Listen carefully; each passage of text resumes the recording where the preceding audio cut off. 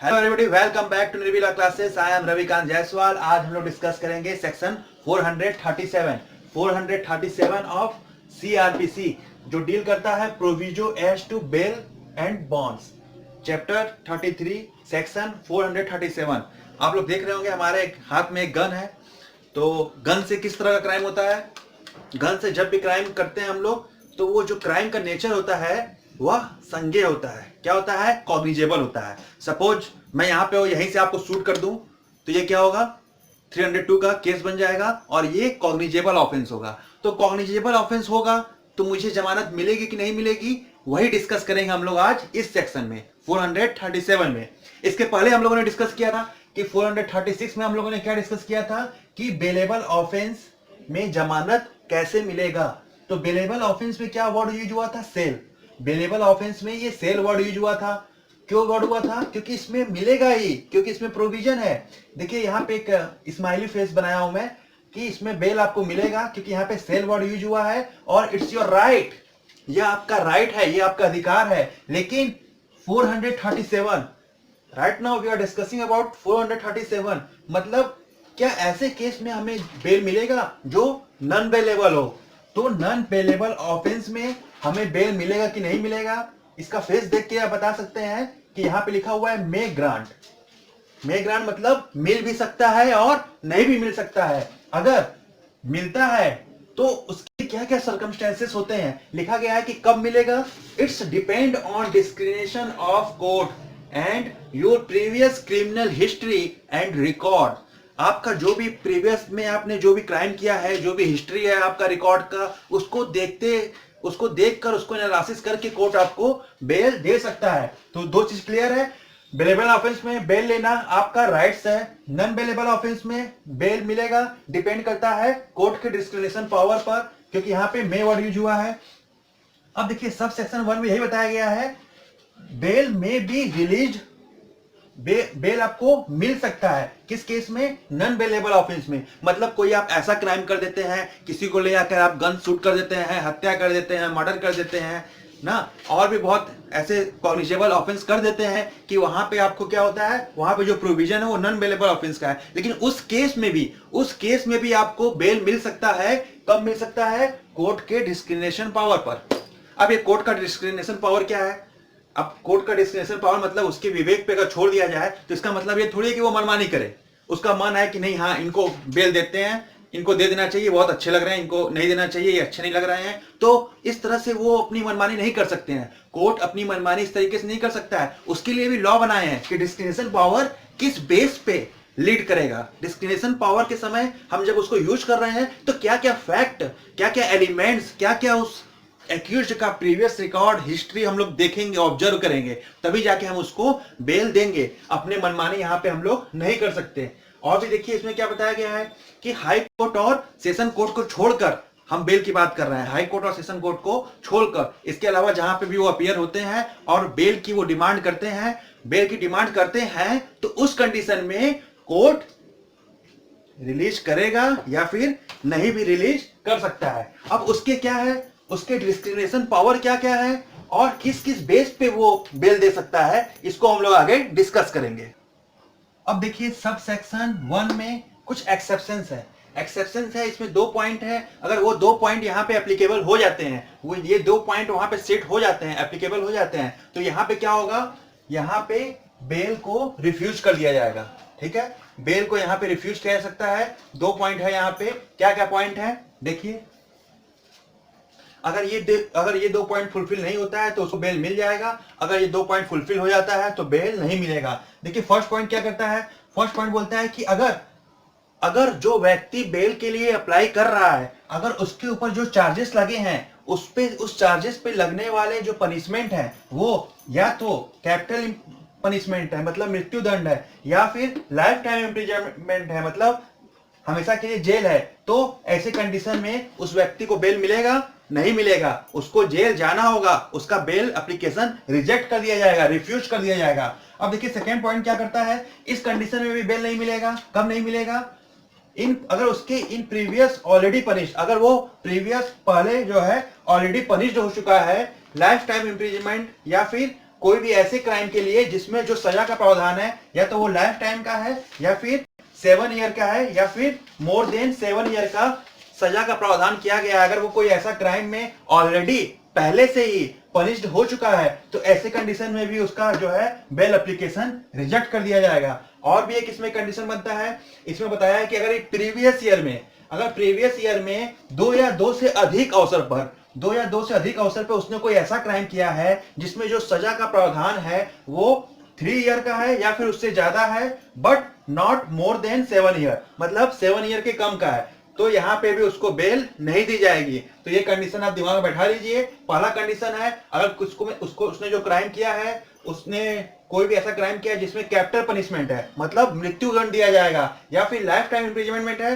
तो वहां पे बेल उसको नहीं मिलेगा। या फिर सेकंड पॉइंट कहता है कि अगर वो प्रीवियस में मतलब कभी भी कोई ऐसा क्राइम किया है जिसमें जो सजा का प्रावधान है वो लाइफ टाइम इम्प्रिजनमेंट है या फिर 7 साल या फिर 7 साल से ज्यादा का सजा का प्रावधान है, तो ऐसे कंडीशन में भी उसको बेल नहीं दिया जाएगा। और प्रीवियस ईयर में 2 या 2 से अधिक अवसर पर कोई ऐसा क्राइम किया हो जिसमें जो सजा का प्रावधान है वो 3 ईयर का हो या फिर 3 ईयर से ज्यादा का हो but not more than 7 year, 7 year से ज्यादा का नहीं होना चाहिए। तो यहाँ पे क्या होगा, यहाँ पे भी बेल उसको नहीं मिलेगा।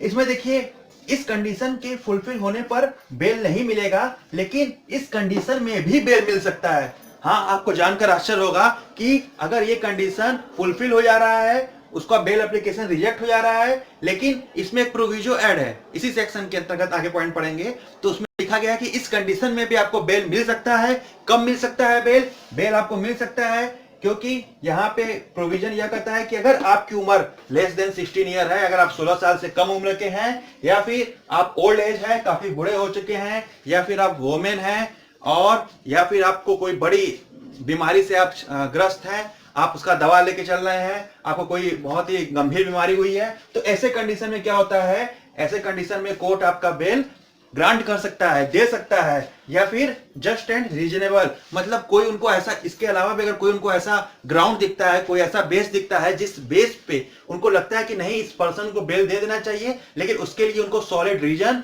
मेंशन करना होगा, अपने मन से नहीं कि हाँ इनको ऐसे ही बेल देना चाहिए। ठीक है, अगर जस्ट एंड रीजनेबल कोई इनको ऐसा ग्राउंड लगता है तो यहाँ पे भी वो उनको बेल दे सकते हैं।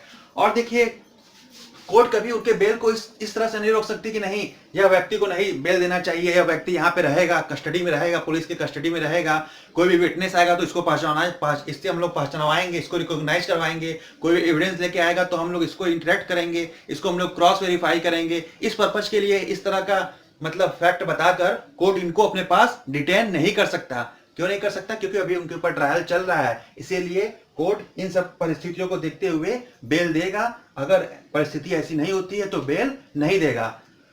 और हम लोग इसके आगे देखिए और क्या क्या चीजें बताया गया है, अब हम लोग डिस्कस करते हैं। देखिए इसका एक और प्रोविजो क्या कहता है, इसका जो दूसरा प्रोविजो है वो कहता है कि अगर उस व्यक्ति पर जिसके लिए बेल के लिए आप अप्लाई कर रहे हैं, अगर उसके ऊपर कोई ऐसा चार्जेस लगा है जिसमें जो सजा का प्रावधान है वो कैपिटल पनिशमेंट है या फिर लाइफ टाइम इम्प्रिजनमेंट है या फिर 7 या 7 साल से ज्यादा का सजा का प्रावधान है, तो ऐसे कंडीशन में अगर चाहे वो बीमार हो, चाहे वो वोमेन हो या 16 ईयर से कम का हो, तो बेल उसको तब तक नहीं मिलेगा जब तक कि कोर्ट उसके पब्लिक प्रोसिक्यूटर को सुन ना ले, तब तक उसको बेल नहीं मिलेगा। अब देखिए अब इसका सब सेक्शन 2 क्या कह रहा है। सब सेक्शन 2 कहता है कि अगर कोई व्यक्ति ऐसा है अगर पुलिस को या फिर कोर्ट को ऐसा लगता है कि नहीं इसने जो क्राइम किया है या हो सकता है कि ये नॉन कॉग्निजेबल नेचर का हो सकता है कि ये संज्ञेय अपराध न हो, असंज्ञेय अपराध हो, उनको कुछ डाउट लगे, तो ऐसे कंडीशन में वो उनको बेल दे सकता है कुछ और जांच करने के लिए। उनको लगता है कि नहीं कुछ हमको और जांच कर लेना चाहिए ताकि क्लियर हो जाए पिक्चर, तो ऐसे कंडीशन में कोर्ट क्या करता है, उसके बॉन्ड को साइन करा के, बॉन्ड एग्जीक्यूट करा के उनको बेल दे देता है। किस कंडीशन में? जब उनको सस्पेंस हो कि इसने जो नेचर का क्राइम किया है तो वो संज्ञेय है या असंज्ञेय है, इसमें अगर डाउट होगा तो कोर्ट उसको बेल दे देगा। सबसेक्शन 3 क्या कहता है कि अगर पनिशमेंट जो उसको दिया गया है 7 ईयर या मोर देन 7 ईयर का है, या फिर आईपीसी का कोई चैप्टर 6, 16 एंड 17 या फिर अबेटमेंट और कॉन्स्पिरेसी करने के लिए सस्पेक्टेड है, अगर ऐसे केस में क्या करेगा कोर्ट उसको बेल ग्रांट कर सकता है, वह अपने डिस्क्रिप्शन पावर का यूज कर सकता है। वह यह देखेगा कि अगर इस व्यक्ति को हम बेल देते हैं तो क्या वह उस पर्टिकुलर डेट पे जब कोर्ट उसको समन भेजेगा क्या वह उपस्थित होगा कि नहीं होगा, उसके नेचर का क्राइम देखेगा, वह उसका प्रीवियस रिकॉर्ड देखेगा, उसका एज देखेगा, उसके खिलाफ जो जो एविडेंस कोर्ट में अवेलेबल है उसको देखेगा। उसको लगेगा कि यार कहीं से ऐसा नहीं बन रहा है कि यह क्राइम किया होगा, उसके स्वभाव से उसके जो एविडेंस मिले हैं इस तरह का प्रतीत नहीं हो रहा है कि यह बंदा उसमें क्राइम किया होगा, इसमें कुछ और हमको जांच इसमें करना चाहिए। या फिर इसमें एक चीज और देखिएगा कि अगर हम इसको रिलीज कर देते हैं बेल पर तो कहीं ऐसा तो नहीं कि यह जाकर गवाहों को धमकाए, ठीक है, जो इसके खिलाफ कंप्लेन किए उसको धमकाए कि यार तुम मेरे खिलाफ कुछ मत बोलना कोर्ट में, ठीक है, धमकाए, डराए, उनसे मारपीट करे, कहीं ऐसा तो नहीं कि ये इंडिया छोड़कर भाग जाएगा। इन सारे फैक्ट को हमको देखना बहुत जरूरी है, तभी कोर्ट इसके बेसिस पे इनको बेल दे सकता है। इनका जो एविडेंस है, एविडेंस से लेकर इनका पूरा रिकॉर्ड, इनका क्वालिफिकेशन, इनका मोरल नेचर, कैरेक्टर है, और इनके मतलब इनसे जो जो चीजें रिलेटेड फैक्ट है, इन सारी चीज को कंसीडर करके कोर्ट इनको बेल देगा और इस शर्त पे देगा कि जब भी कोर्ट इनको बुलाएगा ये वहां पे उपस्थित होंगे। अब देखिए सब सेक्शन 4 क्या कहता है, यह बोलता है कि कोर्ट या पुलिस जो भी सब सेक्शन 1 और 2 के तहत उस पर्सन को बेल देगा तो वहां पे बेल देने के साथ साथ उसको प्रॉपर स्टेटमेंट लिखना होगा, रीजन उसको लिखना होगा कि आप किस बिहाफ पे उसको बेल दे रहे हैं, क्या रीजन है, किस ग्राउंड पे बेल दे रहे हैं, ऐसा सब सेक्शन 4 में बताया गया है। पुलिस या कोर्ट अगर कोई भी बेल देता है तो उसको रीजन वहां पे मेंशन करना होता है। सब सेक्शन 5 क्या कहता है, कैंसिलेशन प्रोसेस है। यह मतलब अगर आप किसी भी व्यक्ति को बेल पे भेजे हैं और आपको लगता है कि उस पर्सन का इंटेंशन सही नहीं है, वो जाके अपना पासपोर्ट बनवा रहा है, वीजा बनवा रहा है, कहीं ऐसा तो नहीं ये फरार होने वाला है, तो ऐसे कंडीशन में उसके पास पावर है सब सेक्शन 5 के तहत वो आपके बेल को कैंसिल कर सकता है। अब देखिए सब सेक्शन 6 में क्या कहता है कि अगर मजिस्ट्रेट के सामने कोई भी केस ट्रायबल है और वह 60 डे के अंतर्गत 60 दिन के अंतर्गत कंप्लीट नहीं हो पाता है तो ऐसे कंडीशन में हम उसको बेल पे रिलीज कर देंगे। अब देखिए हम लोग डिस्कस करेंगे लास्ट सेक्शन, सब सेक्शन 7 है। देखिए ये लास्ट सब सेक्शन इसका 7 जो करता है, जो इंपॉर्टेंट है, मैं इसको डिस्कस कर रहा हूं कि अगर कोई ट्रायल का कंक्लूजन या फिर जजमेंट आने से पहले, किसी भी केस का ट्रायल का जजमेंट या कंक्लूजन आने से पहले कोर्ट को ऐसा लग रहा है कि यार जो व्यक्ति के ऊपर ट्रायल चल रहा है वो कहीं ना कहीं से मतलब उसने उस क्राइम को नहीं किया है, इनोसेंट सा लग रहा है, तो ऐसे कंडीशन में कोर्ट क्या करेगा, जजमेंट आने से पहले बॉन्ड को एग्जीक्यूट करा के उसको बेल पे छोड़ देगा, उसके ऊपर कोई सिक्योरिटी भी उसको नहीं लेगा, यहाँ पे किसी प्रकार का सिक्योरिटी लेने की जरूरत नहीं है, वह बॉन्ड एग्जीक्यूट करा के उसको बेल पे छोड़ देगा। ऐसा प्रावधान सब सेक्शन 7 में कहा गया है।